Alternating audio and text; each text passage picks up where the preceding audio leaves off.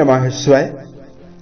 दोस्तों, मिथुन राशि वाले जातकों का इस चैनल पे स्वागत है। इस वीडियो में हम आपको बताने जा रहे हैं नवग्रहों में सबसे अधिक शुभ और सुख देने वाले ग्रह बृहस्पति अपना नक्षत्र बदलाव करने वाले हैं, तो इसका मिथुन राशि वाले जातकों के जीवन में कैसा प्रभाव पड़ने वाला है। देखिए, 20 अगस्त 2024 को जो देवगुरु हैं वो चंद्रमा के नक्षत्र रोहिणी नक्षत्र से निकलकर मंगल के नक्षत्र मृगशिरा नक्षत्र में प्रवेश करने वाले हैं और यह 28 नवंबर 2024 तक यानी काफी लंबी समयावधि तक यह मंगल के यानी अपने परम मित्र के नक्षत्र में चलायमान आकाश मंडल में रहने वाले हैं। गुरु के इस नक्षत्र बदलाव से जहां कई राशि वाले जातकों के जीवन में शुभता मिलने वाली है, वहीं कई राशि वाले जातकों के जीवन में नेगेटिव प्रभाव भी मिलेगा। ऐसे में मिथुन राशि वाले जातकों आपके जीवन में देवगुरु कैसा प्रभाव देने वाले हैं, ये जानकारी आपको देने वाले हैं। मंगल आपके लाभ भाव और आपके रोग भाव के स्वामी माने जाते हैं। देवगुरु आपके लाभेश के नक्षत्र में जब ये जाएंगे, मंगल के साथ इनका संबंध बनेगा, तो आपके जीवन में किन किन मोर्चे पर इस समयावधि में शुभता दे सकते हैं। तो गुरु के बारे में यदि आपको जानकारी दिया जाए तो मिथुन राशि वाले जातकों देवगुरु जो बृहस्पति हैं उनको ज्योतिष शास्त्र में देवताओं का भी गुरु माना जाता है और इनको सबसे प्रभावशाली और सबसे शुभ ग्रह माना जाता है। देवगुरु बृहस्पति को शिक्षा, संतान, धन, वैवाहिक जीवन, नियम, दर्शन, मान सम्मान, इन सब विषयों के कारक माने जाते हैं, यानी इन सभी चीजों पर ही इनका प्रभाव होता है। ये धनु राशि और मीन राशि के स्वामी भी माने जाते हैं। अगर एक कुंडली में प्रभावी अवस्था में यानी बलवान अवस्था में विराजित हो, जीवन में कई प्रकार की सफलता मिलती है। देखिए, देवगुरु बृहस्पति के बलवान होने पर अगर कुंडली में कई ग्रह कमजोर हों और केवल एक ग्रह बृहस्पति अगर कुंडली के केंद्र में या त्रिकोण भाव में ज्योतिष की कसौटी पर बलवान अवस्था में, बली अवस्था में विराजित हो, तो देखिए जीवन के सभी क्षेत्रों में सर्वोच्च सफलता मिलती है। गुरु के बलवान होने पर घर में बड़े सदस्यों का सहयोग मिलता है, पारिवारिक सुखों की प्राप्ति होती है, जीवन में निरंतर धन का प्रवाह बना रहता है और बलवान गुरु के प्रभाव से घर में धार्मिक वातावरण बना रहता है। संतान की उन्नति जीवन में मिलती है। पुत्र संतान का जो सुख होता है वो देवगुरु बृहस्पति के प्रभाव से ही जीवन में मिलता है।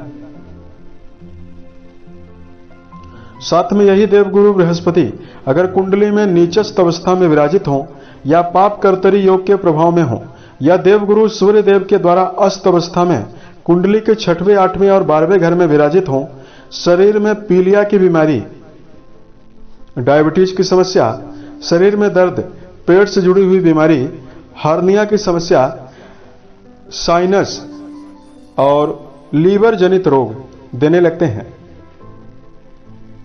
गुरु ग्रह अगर अशुभ हो और महिला की कुंडली हो तो जीवन में वियोग का सामना करना पड़ता है, वैचारिक मतभेद का वैवाहिक जीवन में सामना करना पड़ता है और पीड़ित गुरु के प्रभाव से स्त्रियों की कुंडली में विवाह का विलंब भी होता है। वैवाहिक जीवन में लगातार रिश्ते टूटते हैं।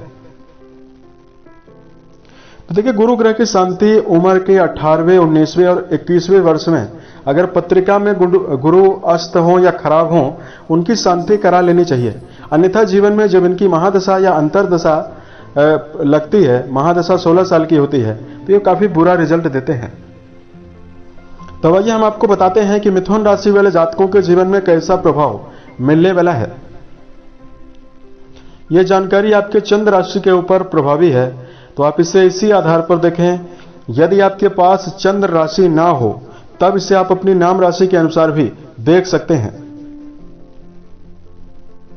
तो मिथुन राशि वाले जातकों 20 अगस्त 2024 को देवगुरु आपके कुंडली के द्वादश भाव में गोचर करने वाले हैं, नक्षत्र बदलाव करने वाले हैं। कुंडली के 12वें घर से हानि, मोक्ष, विदेश, शैया सुख, हॉस्पिटलाइज खर्चों के बारे में विचार किया जाता है। तो चूंकि देवगुरु जो हैं वो आपके वैवाहिक घर के स्वामी और आपके कर्म भाव के स्वामी माने जाते हैं और आपके 12वें घर में विराजित हैं, तो इनकी जो 5वीं दृष्टि है वो आपके राशि के सुख भाव पर जाने वाली है।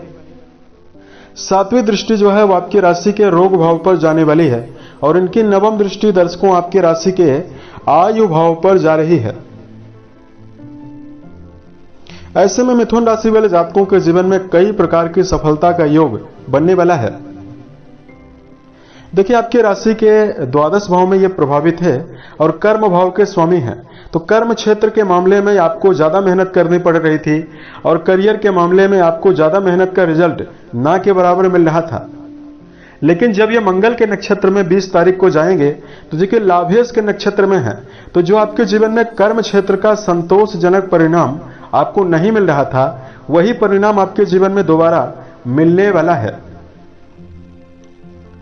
वर्तमान समय में देवगुरु बृहस्पति से जुड़ा हुआ यदि आप कोई भी काम करते हैं, जैसे वर्तमान समय में यदि आप स्कूल चलाते हैं, कोचिंग सेंटर चलाते हैं, इस समयावधि में धार्मिक संस्थानों में यदि आप काम कर रहे हैं, इस समयावधि में यदि आप ज्योतिष के क्षेत्रों में या इस समयावधि में मठाधीश, महंत, पुजारी, ऐसे जातक जो जज हैं, वकील हैं, बैंकिंग सेक्टर में जो जातक जुड़े हुए हैं, या ऐसे जातक जो इस समयावधि में प्रबंधन का काम करते हैं,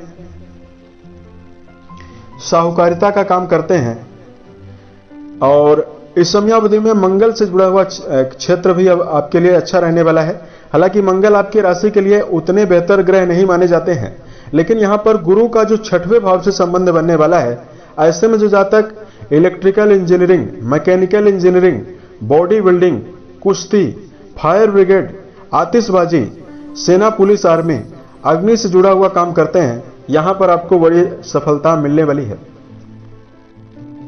और इन सभी क्षेत्रों में आपको सम्मान भी अच्छा खासा मिलने जा रहा है।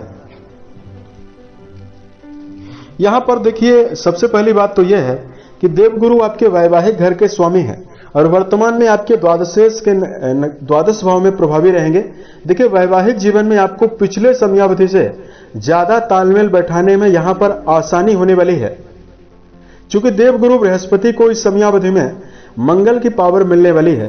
तो ऐसे में आपके जीवन में आर्थिक स्थिति में मजबूती जरूर मिलेगी और इस समयावधि में कहीं न कहीं परिवार में और वैवाहिक जीवन में ऐसा वातावरण आप बनाने में सफल रहेंगे जिसकी वजह से आपका जीवन साथी जो आपकी बातों को ना के बराबर मान रहा था, वही आपकी बातों को दोबारा पुनः मानने के लिए सक्षम जरूर होगा। यहां पर देवगुरु आप द्वादश घर में प्रभावी हैं, तो जो जातक विदेश से संबंधित कोई भी काम करते हैं, विदेशों में रहकर जो मिथुन राशि वाले जातक काम कर रहे हैं, उन जातकों के लिए यहां पर प्रबल सफलता जरूर मिल रही है।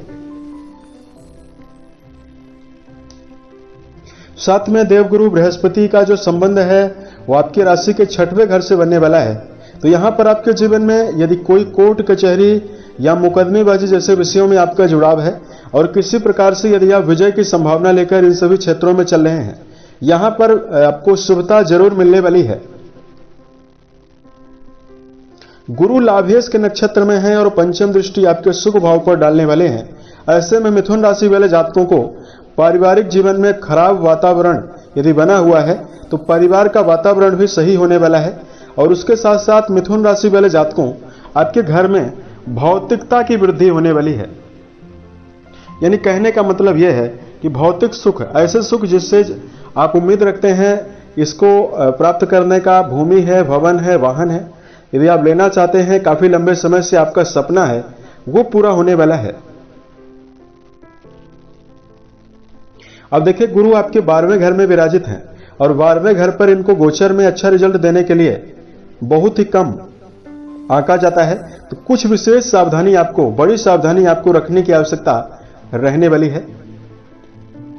सबसे पहले तो मिथुन राशि वाले जातकों को मानसिक रूप से अपने आप को परेशान नहीं करना है, क्योंकि जब आप चिंताओं में अपने आप को लेकर चलते हैं तो इससे आपकी मानसिक शक्ति भी क्षय होती है और शरीर पर इसका बुरा प्रभाव पड़ता है। ऐसे में जो हो चुका है उसकी परवाह आपको छोड़ देनी चाहिए और जीवन में नई उम्मीद के साथ पूर्व समयावधि की प्राप्त असफलताओं से सीख लेकर दोबारा प्रयास करना चाहिए। आपके 12वें घर में विराजित हैं, ऐसे में आपको कम बोलना चाहिए। अपनी एनर्जी को आप बर्बाद ना करें। व्यर्थ की बातों को, कड़वी बातों को बोलने से आपको जीवन में बचना चाहिए। देवगुरु आपके रोग भाव के स्वामी के नक्षत्र में है, तो मिथुन राशि वाले जातकों को शरीर में इस समयावधि में शारीरिक रूप से तेज रफ्तार में वाहन चलाने से बचना चाहिए तथा मादक और गंदे पेय पदार्थों का सेवन आपको नहीं करना है। शराब का, मांस का, धूम्रपान का, इन सभी चीजों का यदि आप सेवन करेंगे तो भी आपको बुरा रिजल्ट मिलेगा। उसके साथ साथ मिथुन राशि वाले जातकों को इस समयावधि में देखिए, इस समयावधि में आपको झूठ से बचना चाहिए और मिथुन राशि वाले जातकों को बड़े सदस्य, जो घर के बड़े बुजुर्ग व्यक्ति हैं, उनका विशेष रूप से सम्मान करना चाहिए।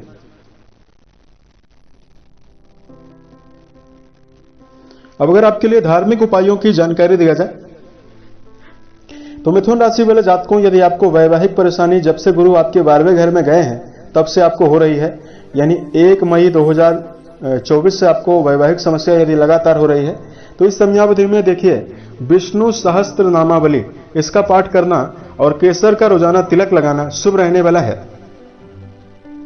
बृहस्पतिवार के दिन यदि आप गौशाले में गायों के लिए हरे चारे का प्रबंध करते हैं और गुरु के मंत्रों का जप करते हैं, ओम ब्रह्म बृहस्पतये नमः, इस मंत्र का यदि आप जप करते हैं तो आपके जीवन में शुभता मिलने वाली है। साल 2024 के सभी महीने आपके जीवन में अच्छी अवस्था निर्मित करें और आप अपने जीवन में सफलता के सभी मुकाम को टच करें। इसी कामनाओं के साथ मैं अपनी वाणी को विराम देता हूं। ओम नमः शिवाय।